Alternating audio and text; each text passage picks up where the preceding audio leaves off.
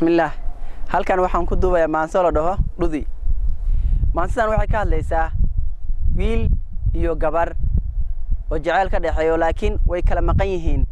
haddana waxa dhaxdood yaala khilaaf yar wiilku uu jecel yahay gabadhna way jeceshahay laakiin khilaaf yar ayaa u dhaxeeyo qof walba dhankiisa ayuu ka hadlayaa marka dhan kastoo la eegaba isu dhigan ayaan nahay dhiig qura ayaan nahay dhaxda dhumucda geedkiyo dhirirkiisi baan nahay laamo isku dhagay oo dhab ahaan isugu baxay iyo isku dhafan ayaan nahay midkeen hadduu dharaar qura dhowran waayo kii kale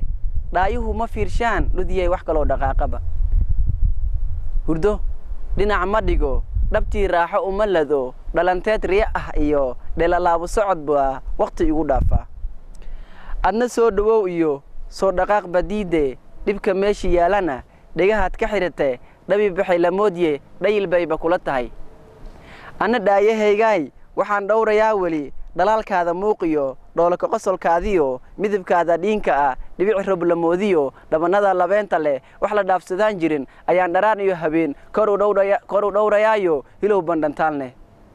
jacayl baa igu dhalayo dhas baan nahay dartaayo dhibta ha igu eegine aan dhergee hurdada soo jilic dhankayga waana kaa dhursugayaa dhudi